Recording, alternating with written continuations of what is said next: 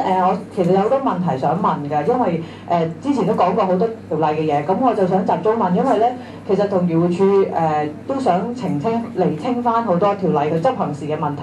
頭先咧在座都提咗好多，咁咧我就先想問咧阿劉秀姨頭先提過，就話寵物店咧就有責任唔出售任何懷疑有疾病嘅寵物。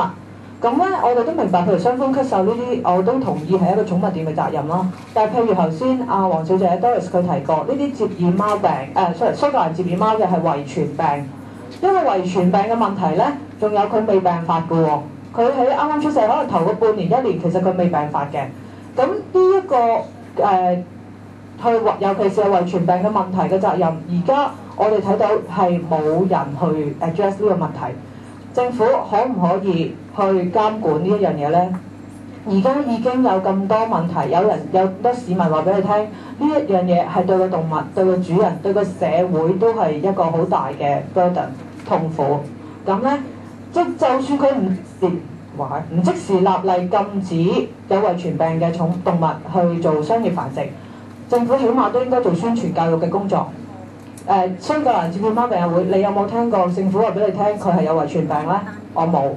咁其實仲有好多常見嘅品種都有若干嘅遺傳病，政府希望多加宣傳，呢樣嘢係第一點。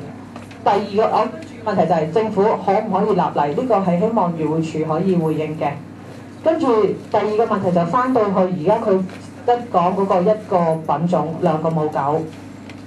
咁咧頭先咧阿劉秀姨都有提過，佢話佢會巡查寵物店，咁咧就要睇狗主聲明書。咁頭先阿韋小姐都提過啦，其實就算佢話佢會入去一個私人住宅，咁有冇權咧？咁咧其實法例咧係賦予咗佢權，要懷疑有出可以入屋，但係而家佢自己有冇做一啲條例係俾佢有權入去巡查，懷疑係有一個品種兩個母狗呢一啲咁樣咧？如果佢冇同時去做呢啲嘢，其實大家睇到佢係冇權查嘅喎，即係個市民都唔係咁蠢嘅啦嘛，而家大家都識講權利噶嘛，咁所以佢有冇呢啲相應嘅措施，我哋好想知。跟住仲想問啦，講咗咁耐點罰先？我巡咗入去，我發覺佢一屋10隻狗，10個品種，10隻狗乸又買落去 pet shop，咁罰邊個先？即係其實你頭意，我哋想知嘅係咁罰邊個？如果係罰 pet shop 嘅話咧？我知啊，張生肯定都激動啦。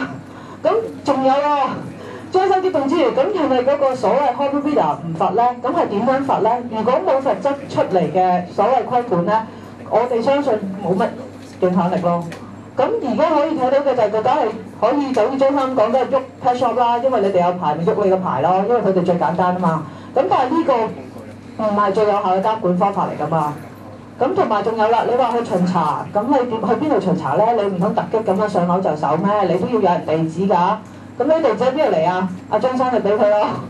咁又要靠翻 pet shop，我哋嘅講法就係好簡單。咁個漁護署自己應該做一個登記制度啦。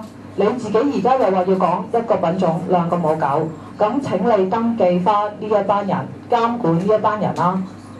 即係呢個係好簡單，你提咗呢一個規則出嚟嘅時候，大家會覺得個方向係應該咁做。但係咧，我希望漁護署可以講到我聽，等陣間講到我聽，佢真係會咁做啦。咁不過我哋之前就冇聽到嘅。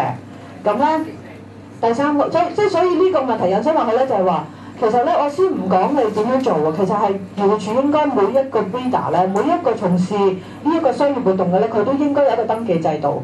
起碼你知道我而家去邊一度揾嗰個人出嚟。即係你每一次而家淨係去揾 pet shop，然之後再喺 pet shop 度追查上去，咁佢簡單喎。即係講真，我即係有一啲 pet shop 都會關門大吉嘅喎。咁關門大吉嘅時候，佢點樣去揾翻呢啲可能出咗傳染病嘅動物咧？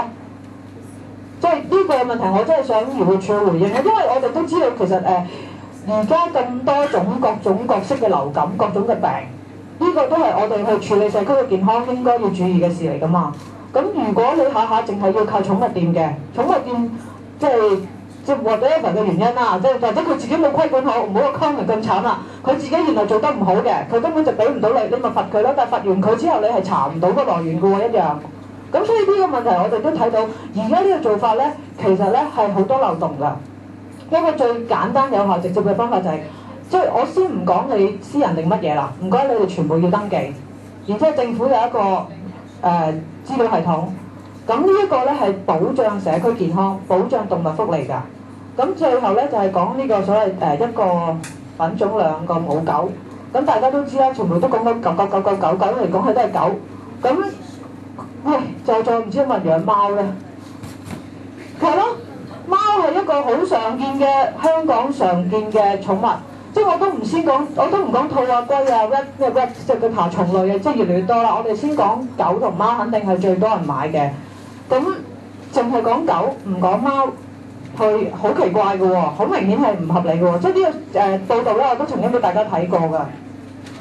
咁咧呢一個咧就係一啲所謂私人繁殖商啦，所謂興趣，所謂 hobby breeder。呢度咧係一個住宅區，即係大家都睇到啊。呢個係一個《東方日報》嘅偵查報導啦。咁咧裏邊咧其實你睇到啲籠咧就起到上頂嘅天花板，根本佢就係一個動物工廠。咁咧而家咧佢就一個品種兩個母狗咧，某程度上佢可以話我哋可以杜絕到呢一種動物工廠，但係其實係錯㗎，因為咧好簡單啫嘛。如果我係揾錢嘅，我唔做狗咪做貓咯。即係我咪將好簡單，我啲籠就喺晒度咯，係咪先？我梗係唔會即係將佢浪費啦，咁我咪轉做貓咯。咁係做生意嘅啫嘛。咁一樣係有動物福利係受到侵害，亦都嗰個社區嘅健康係受到損害。咁所以咧，即係當然其實再跟住一路轉嘅就佢管埋貓，佢做兔咯，做埋兔咁樣做爬蟲咯咁。咁但係我哋希望起碼最常購買嘅動物貓同狗係應該都一齊監管。而監管咧係一個完善嘅監管，就頭先提出嗰啲問題咧，就希望即係政府可以回應下咯。咁同埋咧其實頭先咧都好高興啦，業界都講過，其實佢哋都覺得 hobby breeder 好有問題嘅。呢個其實聲音咧已經係發出咗，希望政府有回應啦。咁另外咧，我個問題都想問一問阿張生，其實咧我哋就做動物屠宰，好希望監管埋貓嘅。咁咧其實我就即係想睇下咧，如果唔係講真，如果 pet shop 都好贊成貓嘅，如果場又好贊成貓嘅，即係其實睇下政府覺得點解唔做貓咯。